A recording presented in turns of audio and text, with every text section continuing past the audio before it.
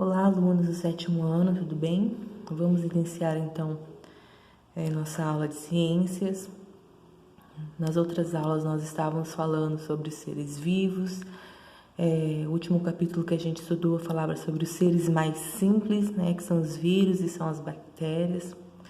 Nós vimos também os reinos, né?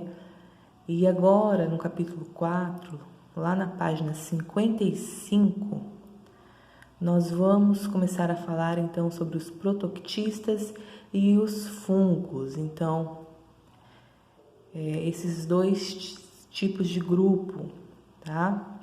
E nós vamos então iniciando aí a explanação desse conteúdo.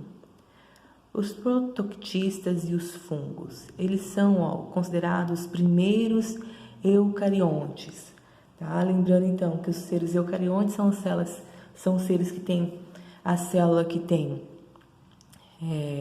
núcleo, né? Então tem um núcleo, tem uma divisão ali entre o núcleo e o citoplasma.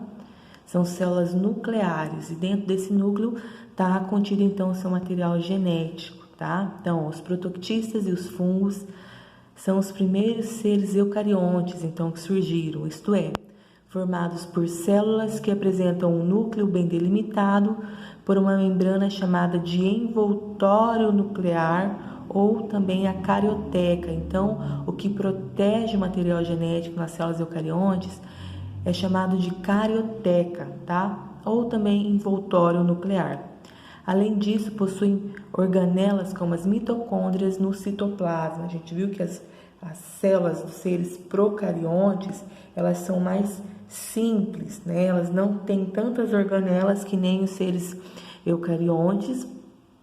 E também esse material genético, ele não vai estar envolto pelo envoltório nuclear ou pela carioteca. Esse material genético, ele ficava, então, espalhado nesse citoplasma. Tá? Então, vamos conhecer um pouco sobre os seres que compõem esses dois reinos. O reino protoctista. Então, no reino protoctista estão presentes indivíduos autotróficos, ou seja, os indivíduos que produzem seu próprio alimento. A partir do quê? A partir da fotossíntese, tá? E a gente tem um exemplo que são as algas. E também nesse reino dos protoctistas, além dos indivíduos autotróficos, nós também temos seres heterotróficos, que são os seres que retiram seu alimento do ambiente em que vivem. Então, os protozoários. Então, quem são os representantes do reino protoctista? Em sua maioria são as algas e os protozoários. Tá?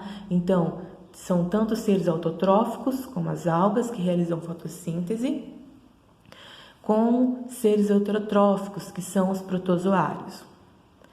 Então, as algas. As algas, elas podem ser uni- ou pluricelulares. Então, podem ser formadas de uma única célula ou compostos por várias células. Autotróficos, novamente, porque elas produzem seu próprio alimento, através, então, de um pigmento verde, que é chamado clorofila, que propicia, então, que seja feito o processo de fotossíntese. E essa clorofila também, que é um pigmento, ela é responsável pela coloração verde de grande parte das algas. Então, a maioria das algas, elas são verde. Existem outras espécies que têm outros tipos de coloração. Elas também possuem a clorofila, só que elas possuem outros tipos de pigmento em maior quantidade. Algumas espécies, porém, apresentam outros pigmentos além da clorofila, que determinarão a cor dos indivíduos, como o vermelho e o dourado, entre outras cores. Então, algas que predominam outra coloração, como o vermelho ou dourado, elas têm sim o pigmento verde, elas têm sim a clorofila, só que ela tem outros tipos de pigmentos de outra coloração em abundância, que vai dar então uma característica diferente, vai dar uma coloração diferente das algas verdes, mas elas precisam ter o pigmento chamado clorofila, senão elas não vão realizar a fotossíntese. E como elas são seres autotróficos, elas precisam da realização da fotossíntese para obtenção de energia. Normalmente, as algas são encontradas em ambientes de água salgada, doce ou salobra. Ainda tem os que vivem apenas em locais úmidos, no ambiente terrestre. Então, elas podem ser encontradas em diversos tipos de ambiente. Por precisarem de luz para realizar a fotossíntese, as algas vivem em águas rasas e transparentes, condições necessárias para que consigam absorver toda a luminosidade que necessitam. Então, elas são seres autotróficas, elas precisam realizar fotossíntese, e um dos requisitos para a realização da fotossíntese, além de precisar possuir a clorofila, ela precisa de luz, né? A fotossíntese é realizada na presença de luz. Então, as algas, elas precisam estar em ambientes mais próximos à superfície, tá? Elas não vão se proliferar em ambientes de águas muito profundas, porque a luz solar ela não vai atingir essas regiões. Então, elas são encontradas em ambientes mais superficiais para captação de luz. Então, para a maioria dessas espécies, a reprodução é assexuada, tá? As algas elas se reproduzem em sua maioria de forma assexuada. Entretanto, uma quantidade menor de algas também realiza a reprodução sexuada. O tamanho das algas é variável. Algumas podem ser vistas somente por meio de microscópio, que são as algas unicelulares. Exemplo, as algas que fazem parte do fitoplâncton. Relembrando o que é o fitoplâncton? São conjuntos de organismos autotróficos, então são todos seres que realizam fotossíntese, que vivem dispersos na água doce, salobra e marinha, com pouquíssima ou nenhuma capacidade de locomoção, então eles não conseguem se locomover. Eles são, em sua maioria, transportados pela correnteza. E o fitoplâncton, ele constitui a base da cadeia alimentar, tá? Então, são seres que vão realizar fotossíntese, são considerados seres produtores. Os seres fotossintetizantes são seres produtores. Então, eles vão estar lá na cadeia alimentar, no início da cadeia alimentar. Lembrando que a cadeia alimentar é aquela sucessão de fonte de energia dos organismos. Então, a gente vai ter os produtores, que são seres fotossintetizantes, que vão produzir seu próprio alimento, e depois a gente vai ter os seres consumidores. Então, a gente tem consumidor primário, secundário, terciário, até a gente chegar nos decompositores. Então, as algas, as microscópicas, que fazem parte do fitoplâncton, elas fazem, então, a base da cadeia alimentar. Então, as algas são seres vivos essenciais para o equilíbrio ecológico de diversos ambientes aquáticos. Por serem autotróficos, novamente, constitui o grupo dos produtores nas cadeias alimentares aquáticas, tá? Então, elas são a base da cadeia alimentar aquática, servindo de alimento aos consumidores primários. Se por alguma razão elas deixarem de existir, muitos seres vivos podem acabar morrendo, prejudicando todo o ecossistema. Então, a gente lembra, a cadeia alimentar é muito importante, porque um ser necessita do outro, consumindo assim energia e repassando energia aos demais consumidores. Até chegar aos decompositores, então toda aquela matéria orgânica, ela volta para o solo, tá? Ela é absorvida novamente pelos seres produtores e assim sucessivamente. Então, a gente já viu no ano passado, falando sobre a cadeia alimentar, que se um dos seres que compõem uma cadeia alimentar deixar de existir, os outros serão afetados, porque um necessita do outro. E nas cadeias alimentares aquáticas também. Então, se as algas, né, principalmente o fitoplâncton, que são essas algas microscópicas, deixarem de existir, todo o restante da cadeia alimentar vai ser afetado. Sendo assim, todo o planeta depende desses prototistas, tá? Pois eles são responsáveis pela produção de cerca de 70% de todo o gás oxigênio presente na atmosfera, o que significa que emitem mais oxigênio do que todas as florestas juntas. Então, antigamente, se tinha a ideia de que a Amazônia era o que? Era o pulmão do mundo, que era a floresta amazônica, que era a responsável pela maior produção de oxigênio do nosso planeta.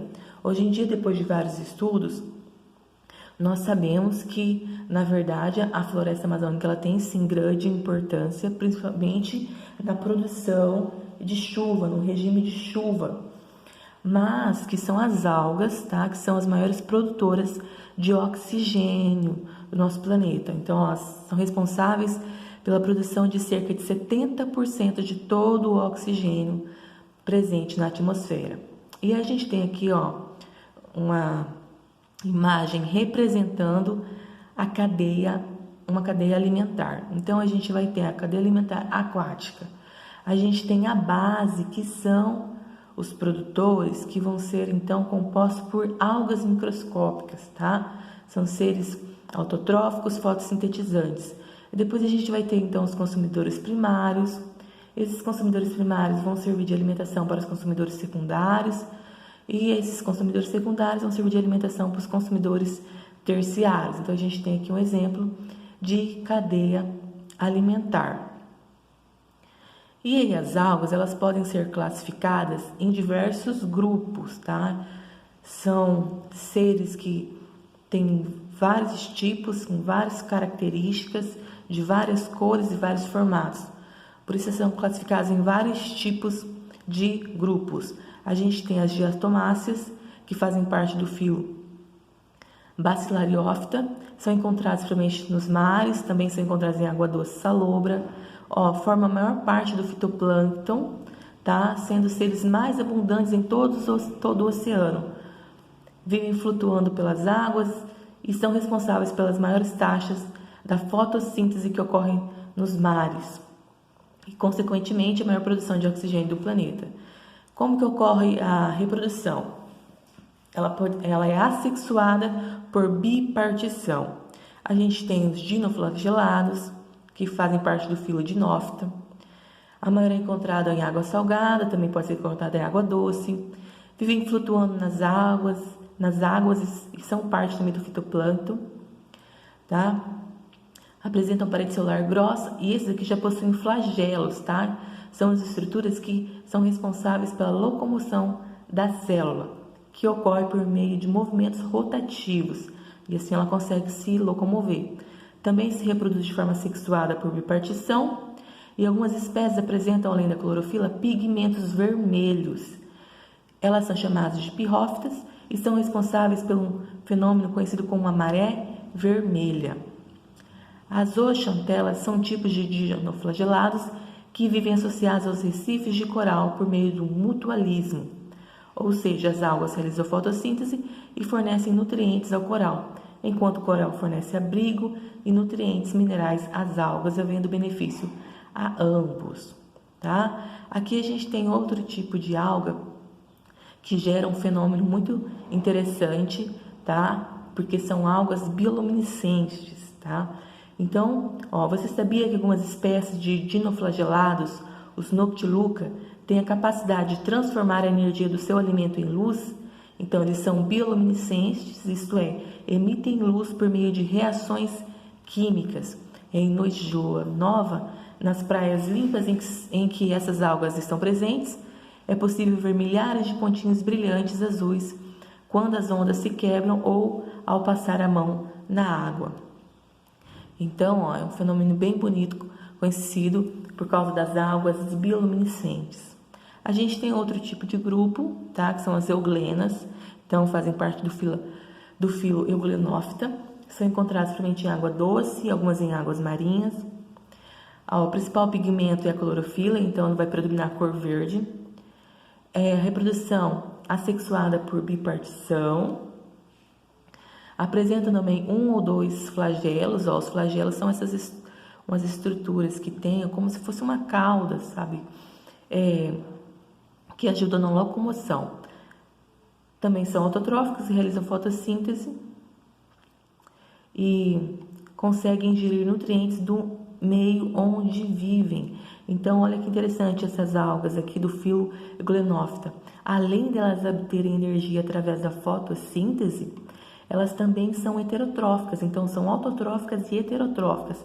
Essas algas, elas geram energia através da fotossíntese e também gerem nutrientes do meio onde vivem, tá? Então, elas se comportam como seres heterotróficos. Então, tem dois tipos aí de produção de energia.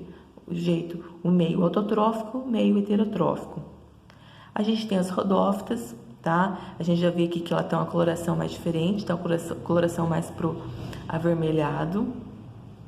Em sua maioria são pluricelulares, são espécies macroscópicas, então a gente já tem aqui, a partir daqui, a gente tem algas que são visíveis a olho nu, tá? Das que a gente viu anteriormente, são algas microscópicas. Já do filo Rhodophyta, são algas macroscópicas, que a gente consegue ver. Apresenta celulose em sua composição, sua reprodução pode ser assexuada ou sexuada, e também são chamadas de algas vermelhas, então em razão da quantidade de pigmento vermelho que tem.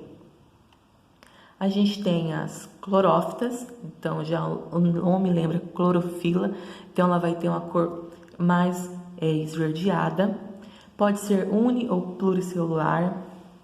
A reprodução assexuada ou sexuada, depende da espécie. Tá? Sua parede celular é formada por celulose. O pigmento mais comum, como eu já disse, é a clorofila. As clorófitas pluricelulares têm um talo, que é um conjunto de células sem distinção de tecido. Então, elas têm uma estrutura que como se fosse um talo. Vivem em ambientes terrestres úmidos e se associam aos fungos, formando os líquens em uma relação mutualística. Então, os líquens que a gente vê nas árvores, elas são uma associação entre fungos e as algas da classe das clorófitas, tá?